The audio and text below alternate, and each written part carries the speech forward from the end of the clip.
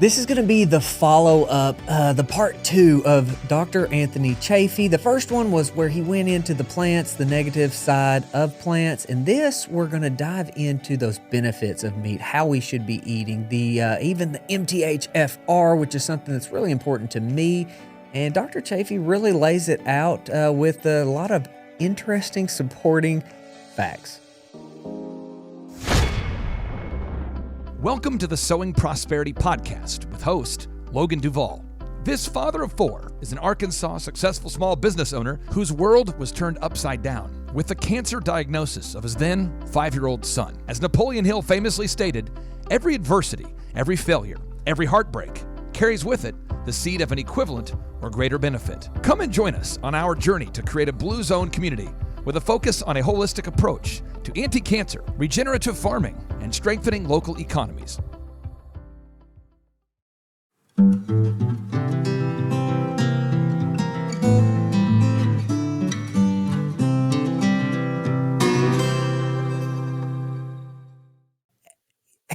Help me now move to the proponents and kind of those big questions around carnivore, like what about the lack of fiber? What about the gut microbiome?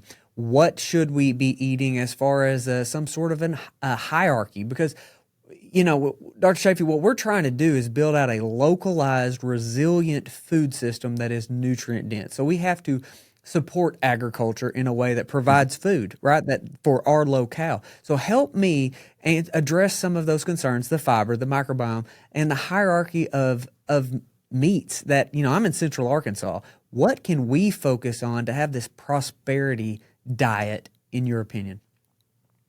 So, obviously the issue with fiber is that, it was never actually proven that it was any good for us in the first place. It was argued that we should have it in the 1980s because everyone started getting constipated and we started getting fat. It was all about fat busters and all that sort of stuff because in 1977, the USDA declared that saturated fat and cholesterol cause heart disease. And the McGovern report came out and said the same thing. Problem with that is that the head of the USDA was actually on the payroll of the sugar companies, and he was bought and paid for, and he was paid to do that. So that was actually published in the Journal of the American Medical Association in 2016. They published actual internal memos from the sugar companies back in the 60s detailing how they paid off 3 Harvard professors to falsify data and publish fraudulent studies to make it appear as if cholesterol caused heart disease when it was really sugar, or was likely sugar. And there was studies showing that there was a strong correlation with sugar and heart disease.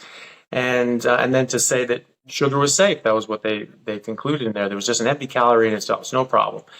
And one of those professors, now they didn't disclose that, by the way. They never disclosed it. That was being funded by the sugar companies, which is illegal and unethical. One of those professors was named head of the USDA, and it was he who authored and published that 1977 USDA declaration. So we know that's fraud. We know that's con and bribery. So you throw it out. Anytime you have something like that, you just throw it out. You have something that's known fraud, you throw it out and you start over. But in the 1980s, we didn't know that at the time. And so people stopped eating fat. And they're like, got to get rid of fat. Well, fat actually drives your digestion. Fat is actually what lubricates things and keeps your stool soft, is the excess fat that you can't absorb. And so now all of a sudden everyone's getting constipated. And they're also getting fat, by the way. People started gaining weight dramatically. The obesity rate was only around 8% in 1980. And it sort of increased dramatically after that. Now it's 42%. 100 years ago, it was 1.2%. Very, very, very low. So it dramatically rose after that report saying, don't eat fat, it makes you fat, it gives you heart disease. Just the opposite. The heart disease rate has tripled since the 1980s. And some misleading people will try to mislead you and divert and say, well, the mortality rate, cardiovascular mortality rate, actually peaked in the 1960s and started going down after the 70s, right in time for these measures with cholesterol. That's not what we said. We said the rate of heart disease, That's gone up. People having first-time heart attacks is going up. It's just they're surviving because we have open heart surgery, we have bypass surgery, we have stenting, we have early detection. People are taking aspirin. They've stopped smoking. And so there are a lot of different things that we change, and we have better interventions. You can have a clot. We can send up a little wire up there, pull out that clot, put in a stent, and you don't die that day. And you don't die 6 months from now when your heart stops working because it's so damaged. Or you have a stroke and you can go up, pull that out, or give a clot busting drug, right? So we have better interventions now that save people's lives, but more people are having their first heart attack than they were in the 1980s, right? But we've reduced cholesterol. We've put on cholesterol-lowering medications. We've stopped eating meat. We've stopped smoking. We've started doing all these good things. Heart disease is going up. So we know that's wrong. But in the 80s, they didn't. And everyone's getting constipated. And I remember this as a kid, actually. They're saying, like, well, you should eat fiber because it's bulking and it works with your gut to use peristalsis and move things through. But why didn't we need that before 1986? You know? Did our just entire digestive tract as a species change while we were alive? I don't think so. So you never really needed fiber. And that was another argument they made for fiber, is that you should eat a lot of plants, you should eat a lot of vegetables because they have fiber, and so you don't have really any nutrition in it. It's just like eating a plastic bag. It has no calories, it has no nutrients, but it feels like you're full because it has bulk to it. And so that'll stretch out your stomach, it will release a hormone called leptin, and your brain will say, oh, we're full, no problem. And there's something called the celery diet, which is funny because they said it actually takes more energy and more calories to process, digest, and pass celery than you actually get from the celery. So you can eat as much celery as you want, and you'll just have negative calories. You'll just be losing this. Never happened. Never worked. People were miserable. They were sick. They were bloated. They were hungry as hell and were not happy. And people were just getting fatter and fatter and sicker and sicker. So that was the argument with fiber. And since then, there have been a number of studies. Not all of them are great. I've read a lot of these things. I've had people say, well, what about this meta-analysis? And meta-analysis sounds really strong. But if you have a lot of really garbage studies that don't really show much, and you put them in a meta-analysis, it's garbage in, garbage out. You've put in a bunch of garbage, and then your result is going to be garbage as well. So none of these things are very high quality evidence. And some of these things they would show like, well, it reduces blood pressure. And so I was like, okay. So I went through, had like 30 studies in this meta-analysis. I just went through, just 3 at random.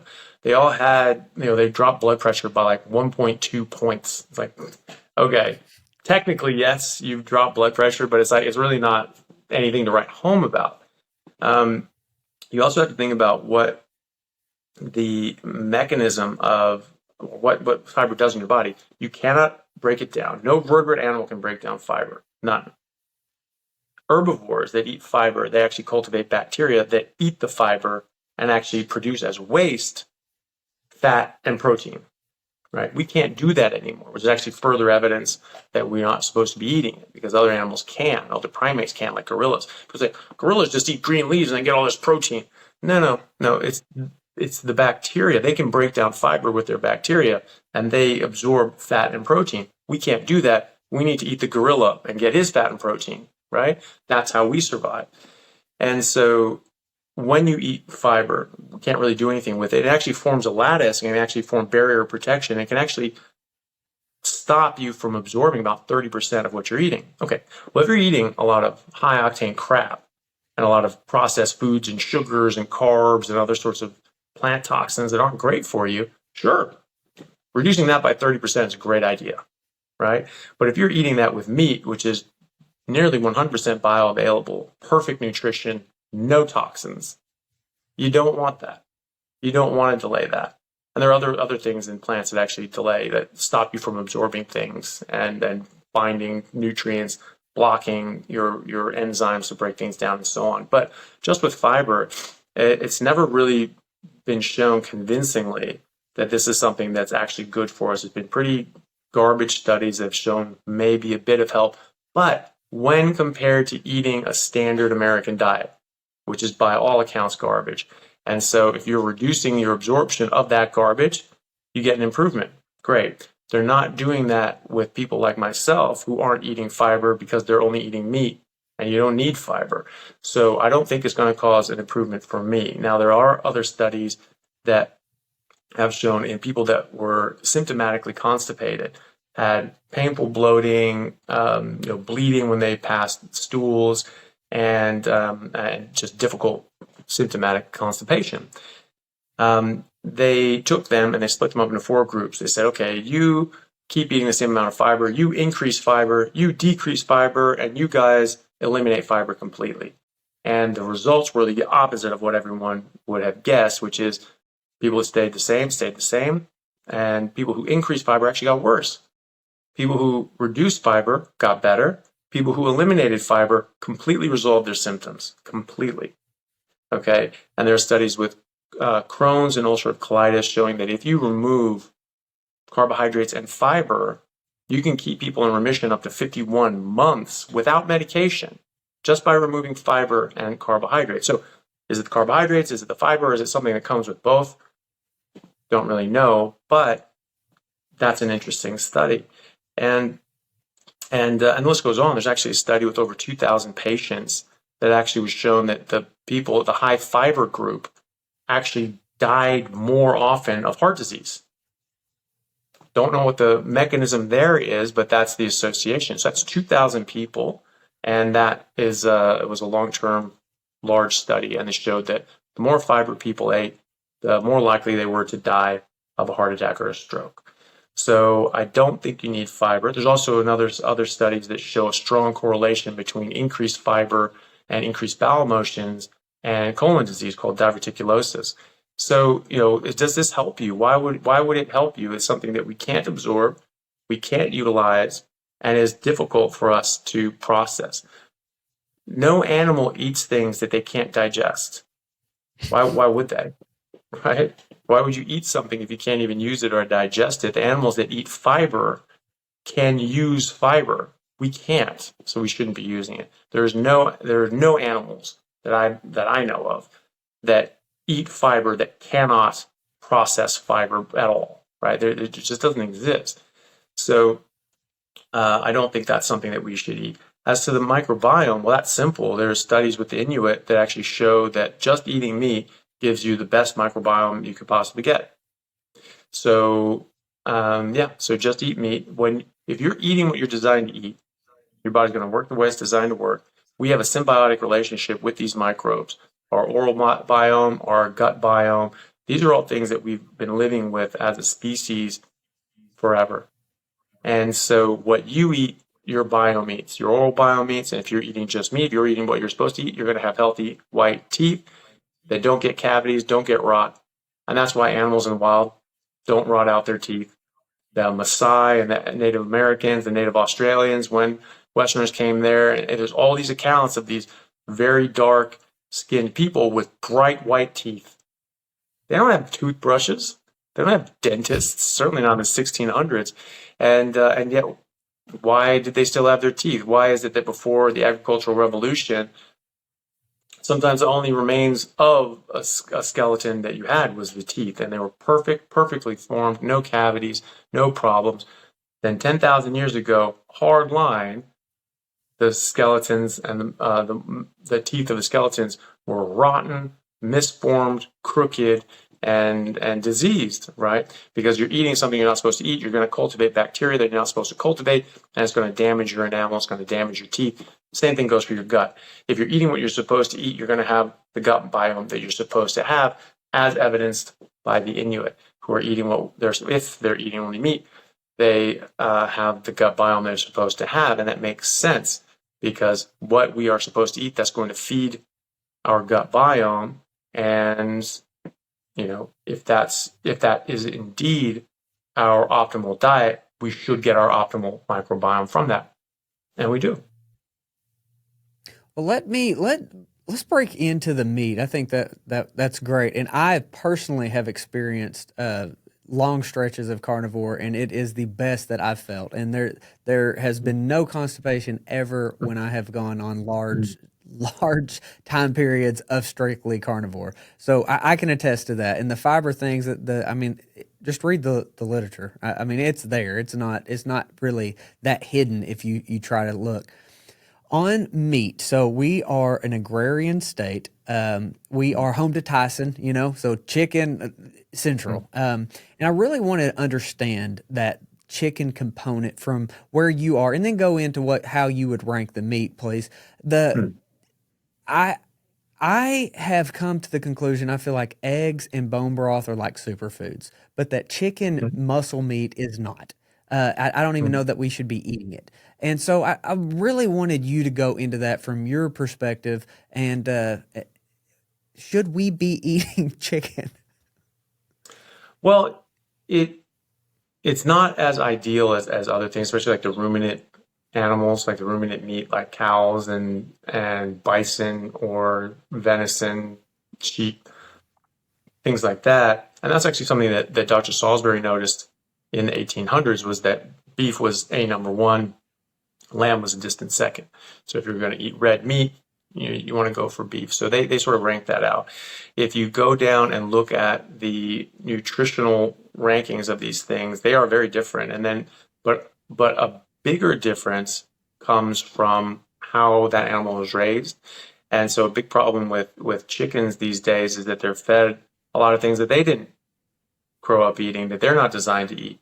And so the monogastrics, the things there's only one stomach. Obviously, the ruminants have like 4 barrel chamber stomachs, and they can deal with things that they weren't necessarily designed to eat as well. So, and I even saw a report or an article saying that they could process and excrete glyphosate, like the Roundup sort of Roundup herbicide, right? So it was was probably really bad for us.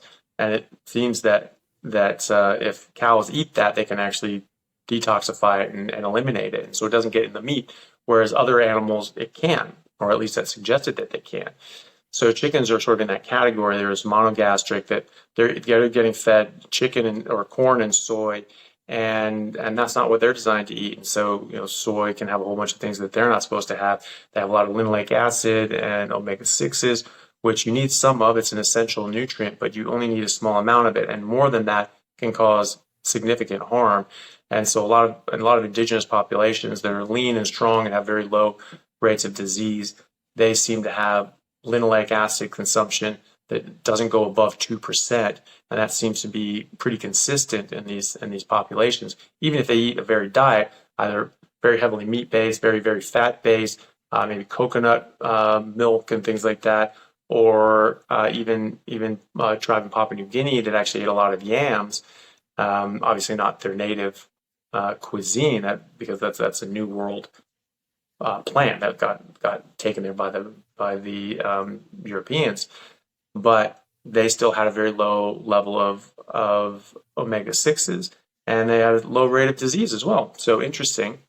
But in any case, when animals are being fed something they're not designed to eat, and they're being fed a bunch of plants that they're not designed to eat in particular, they're going to build up things that aren't necessarily supposed to be there either. So chicken and pork and even fish that are fed grains and soy and corn and things like that, they'll build up a lot of linoleic acid in their fat.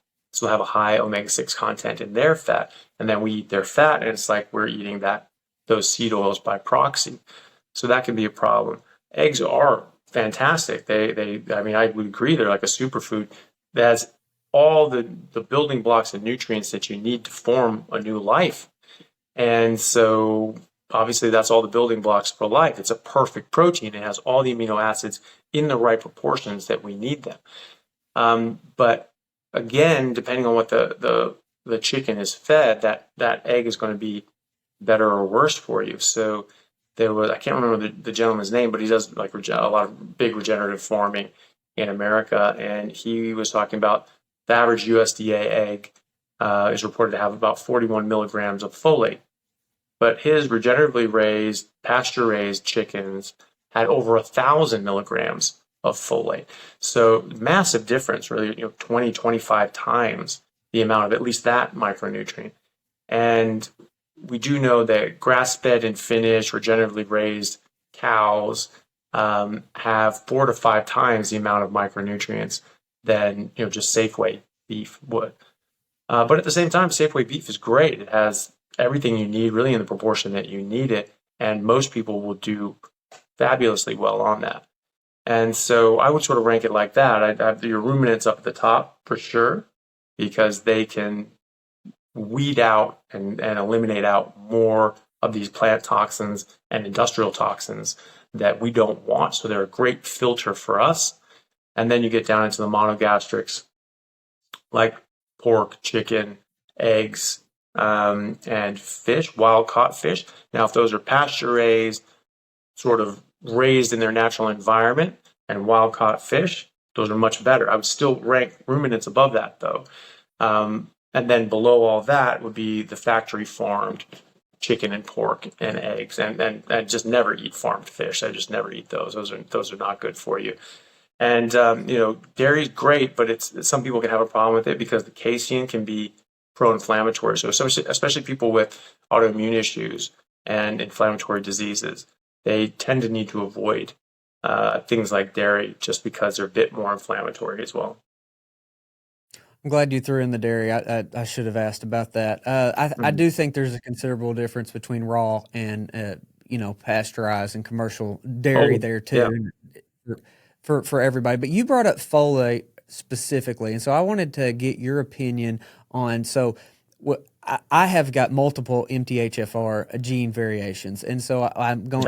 Since I do, I know my son does, right? And so we have that whole cancer play there, and knowing that like his formula we had, because I didn't know anything going into this, the rice cereal that he had, all the fortified crap, we were pouring folic acid in him, right? So the synthetic version of folate that we are told to prevent spina bifida and all these neural defects. I now know that I was poisoning him by putting that in there. What I have also heard is I believe like Dave Asprey and Paul Saladino also have the MTHFR gene variation. And so I'm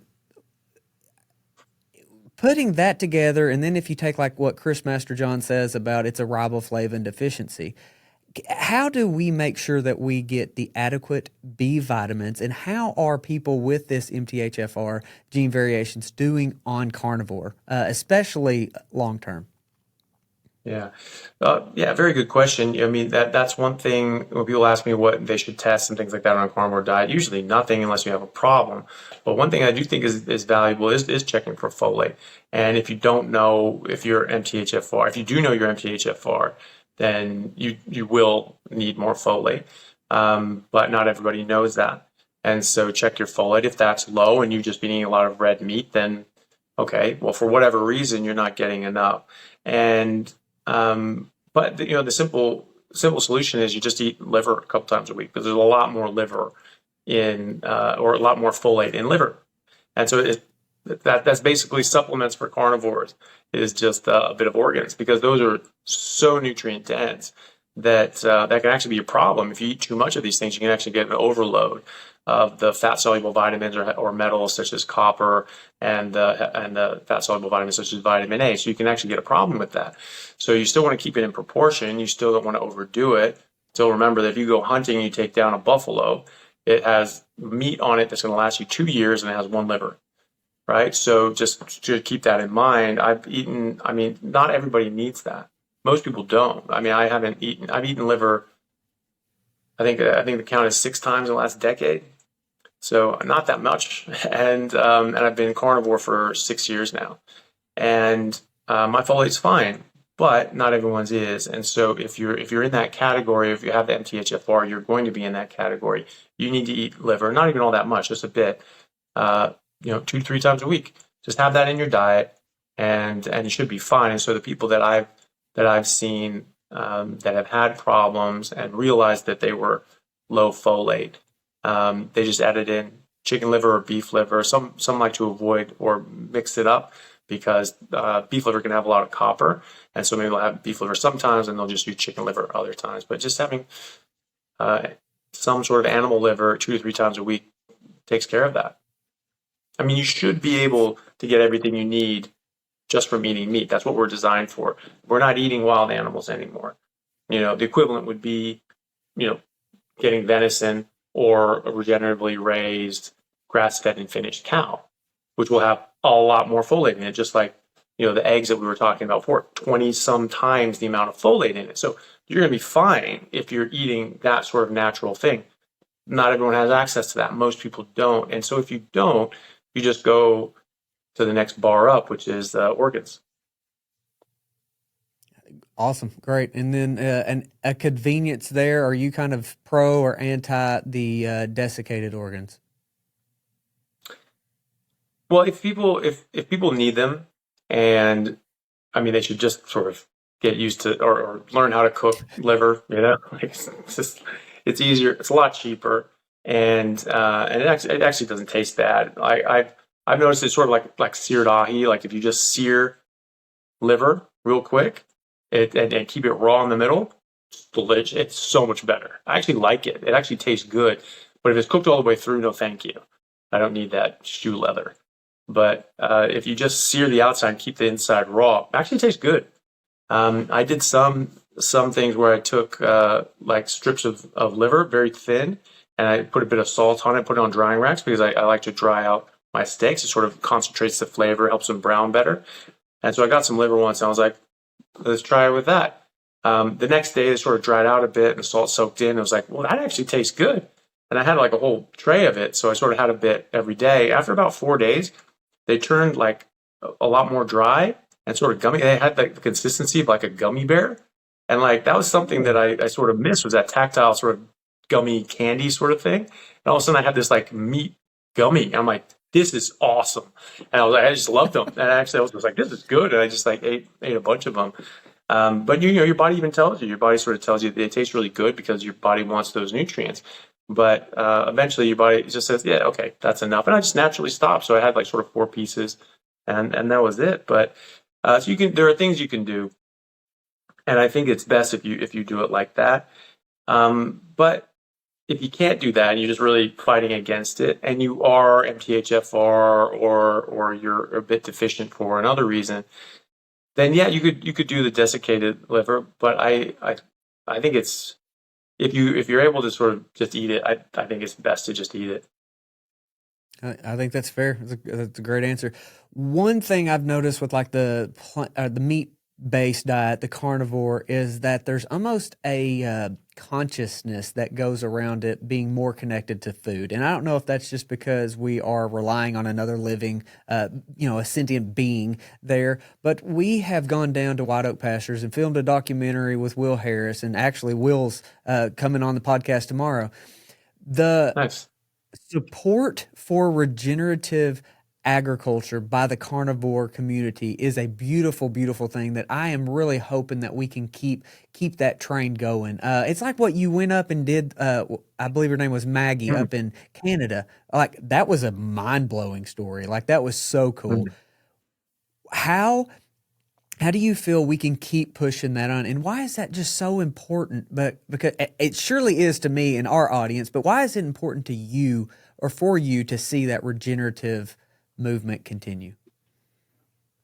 Well, for a lot of reasons. One, it is better for the animals. It gives them a better life, and we're sort of having a trade. We take care of them, they take care of us, and that's how that works. You want to give them a good life and a nice sort of more natural life. We protect them from the elements, we protect them from predators, and we have them, doing what they're supposed to do, which is being out in grass meadows and being with other cows and making more cows. And but also it makes the meat more nutritious. It's a better way of being a steward of the land. You're not stripping nutrients out of the land. You're actually putting nutrients back in the land, and that actually helps the growth cycle. So more grass grows. That makes longer root stock for the grass, and then so they cycle around in different pastures, and they come back, and it's grown even more. Alan Savory has actually shown that you can reverse deserts by doing this, moving animals through, bunched and moving like a migrating herd of animals, and it puts things back in the land and makes it more fertile, more verdant. Plants and animals are the environment. and you need these things living in symbiosis, and you start taking one out of the other and changing something, and you can damage the earth.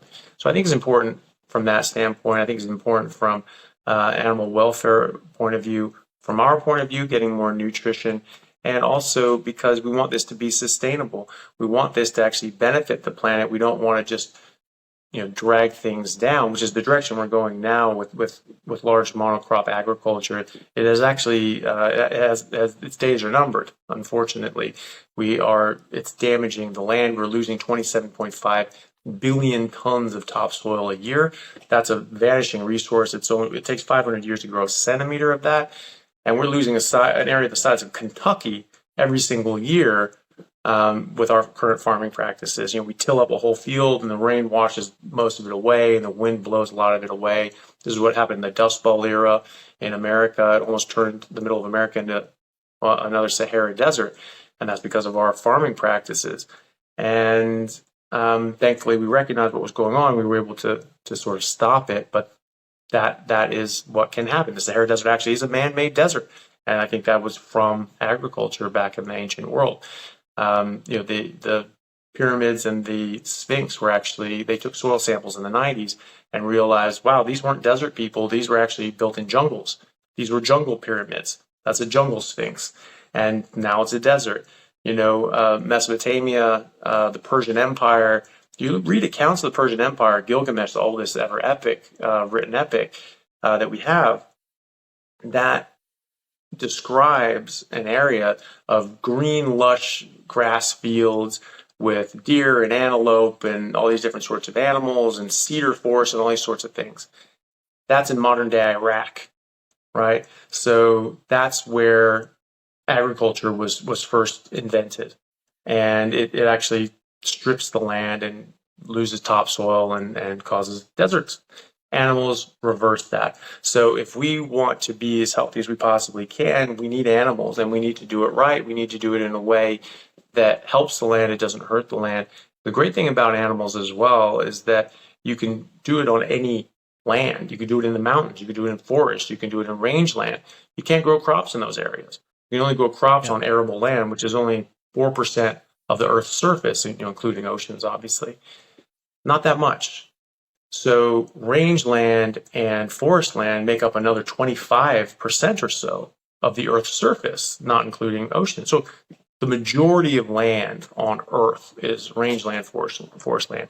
You can run animals through all of that. You don't have to clear it to make a field. You can just have animals go through in this natural environment and make that natural environment better.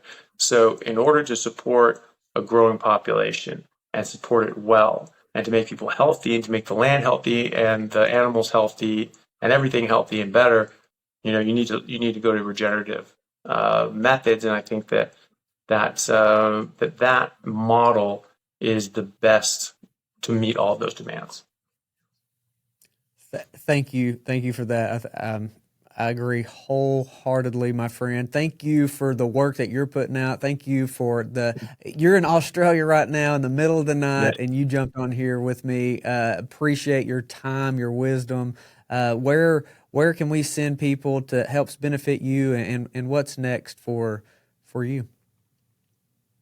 Well, thank you very much for having me. I appreciate it. It was good to meet you. So thank you for having me on.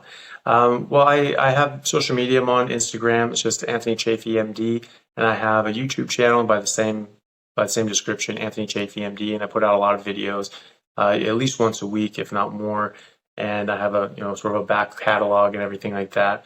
And I have a podcast just called The Plant Free MD. And that sort of tells everybody not only how to do carnivore, but why we should do carnivore, why it's important, why it helps us, the science behind it. I speak with people like Professor Seifried and other top researchers and scientists in various fields that I think all add to the story of what we really should be eating and why. And so I go through that in the podcast and on the YouTube channel as well. And Twitter, Anthony_Chaffee, and other sort of little things, but people can find me through those other means of social media. I'm on Rumble as well. Oh, thank you. Yeah, it's all amazing resources. You've added so much value. Are you staying in Australia, or are you coming back to States? I think eventually I'll come back to the States. The more I travel, the more I appreciate it in America. So, it's fun here and I really like it and I like my work that I'm doing here. But, America is my home. It's always going to be my home. I have, my family's been in America since the 1500s. So it's just like, that's where I'm from. I've got founding fathers on both sides. I've got, both sides have people in the Mayflower and ancestors and things like that. And so, that's my home. And so I want to go and live in my home, be around my family, and there are weird things happening, and I also sort of feel a duty to get back and maybe help out and make it not go to hell like people are trying to do. Amen. That is why we are sitting here, my friend. It's what you just said there in those last few seconds is exactly what the mission that we're on is all about, buddy. Thank you so much. No problem. Thank you for having me.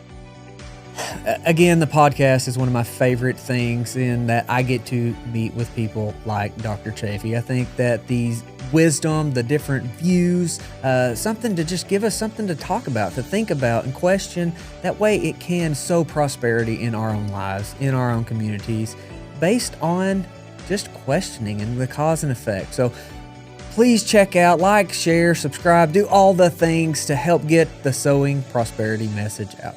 Thank you for listening to the Sowing Prosperity podcast. We hope that you have learned something new and that you are inspired to adopt regenerative practices in your community. Remember that by working together, we can create a sustainable and abundant future for ourselves and for future generations.